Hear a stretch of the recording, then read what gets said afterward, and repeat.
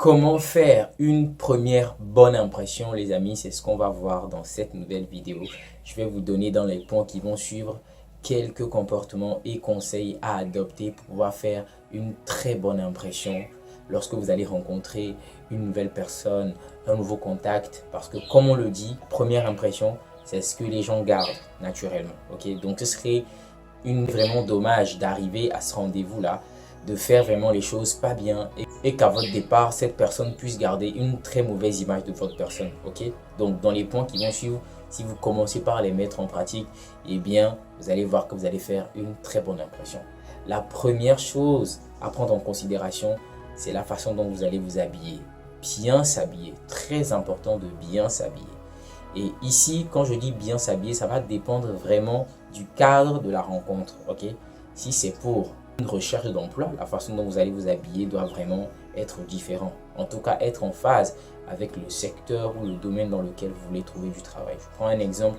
Si vous voulez être engagé comme manager principal dans une grosse boîte, eh bien, vous n'allez pas venir avec un t-shirt de beach et peut-être un short. Ok, on est d'accord que ça ne le fait pas. Ça va pas renvoyer un très bon message parce que l'habillement, c'est ce que les recruteurs ou bien la personne que vous allez rencontrer va percevoir premièrement. Donc, il est très important de veiller à son habillement pour ne pas choquer. Ok? Pareil, si vous allez peut-être rencontrer une personne adulte, une personne un peu plus âgée, vous n'allez pas porter des trucs, des jeans tuyaux déchirés, serrés, ok? Avec des grosses chaînes, ok? Un look super extravagant, ça peut vraiment choquer l'interlocuteur. Donc ici, bien s'habiller ici ne veut pas forcément dire de porter quelque chose que vous aimez bien, qui est propre et tout, non. Mais ça va demander aussi de faire un peu attention à la personne que vous allez rencontrer, ok? Je ne dis pas que vous devez toujours le faire, mais comme on l'a dit, c'est pour une première impression. Ce serait bien de marquer positivement la personne qu'on va rencontrer, ok?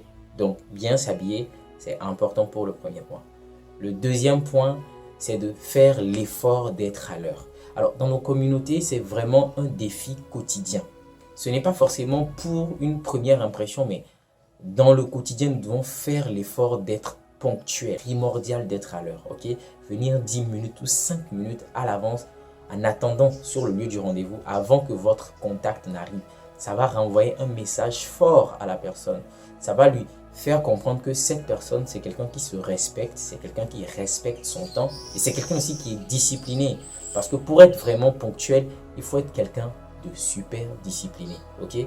La personne a peut-être rencontré 5, 10, 20 personnes par le passé qui ont accusé de lourds retards, mais vous êtes venu à l'avance. Croyez-moi, ça va faire nettement la différence et ça va marquer cette personne positivement, ok? Et au pire des cas, si vous ne pouvez pas être à l'heure, ce que vous pouvez faire, c'est de laisser un texto, envoyer un message, un coup de fil à 30 minutes à l'avance, 1 heure à l'avance pour dire je vais cumuler un léger retard de 20 minutes ou de 25 minutes, ok?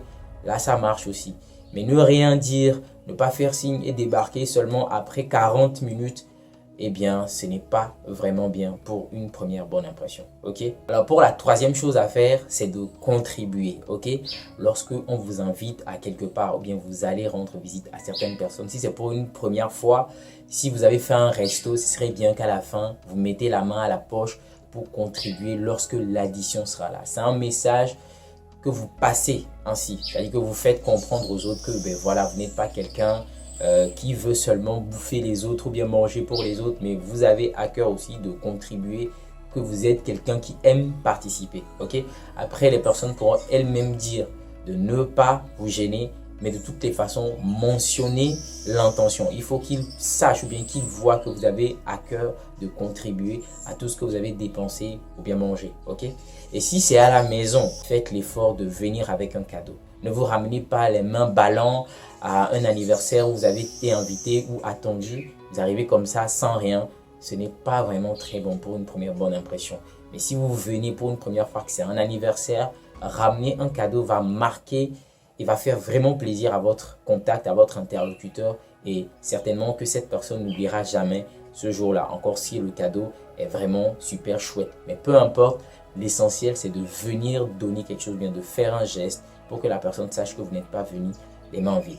Ok. Prochain point aussi, c'est d'éviter d'être loquace, de parler beaucoup. Quand vous venez pour la première fois pour rencontrer une personne, c'est peut-être une personne qui veut vous parler de certains sujets ou bien avoir une certaine discussion avec vous et que cette personne veut une personne disposée à écouter et que vous venez, la personne, le temps de placer un, deux mots, vous avez déjà balancé tout un dictionnaire, eh bien, cette situation peut être très gênante. La chose à faire, c'est d'être dans la retenue, ok? Même si vous êtes quelqu'un de très bavard ou bien quelqu'un qui parle beaucoup, eh bien, pour cette première fois, vous allez faire l'effort de vous retenir, ok?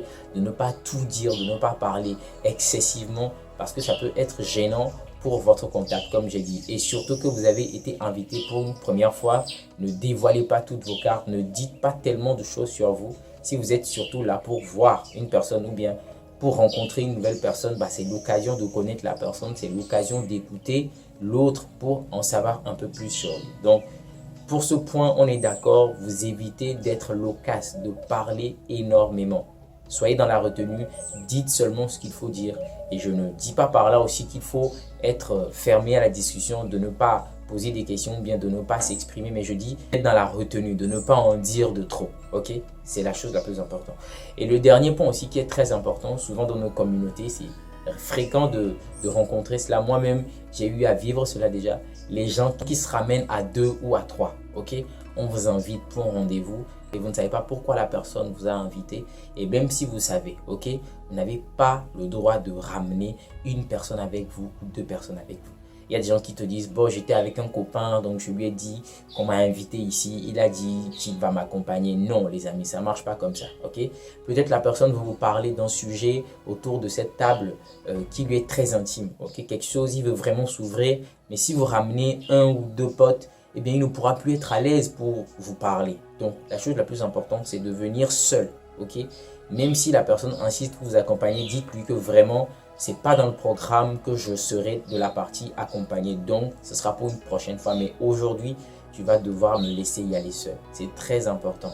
Mais ramener 1 ou 2 personnes, 1 ou 3 copines, alors que de base, c'était pas prévu, ça va changer le programme de la personne qui peut-être avait prévu quelque chose pour 2 personnes, mais maintenant vous êtes 4. Ok? C'est une situation très gênante. J'ai moi-même eu à le vivre. Et quand vous faites des choses comme ça, difficile qu'on vous invite encore. Ou soit la personne a une très mauvaise appréhension de votre personne parce que vous lui avez mis peut-être dans des problèmes la fois dernière où elle vous a invité. Ok?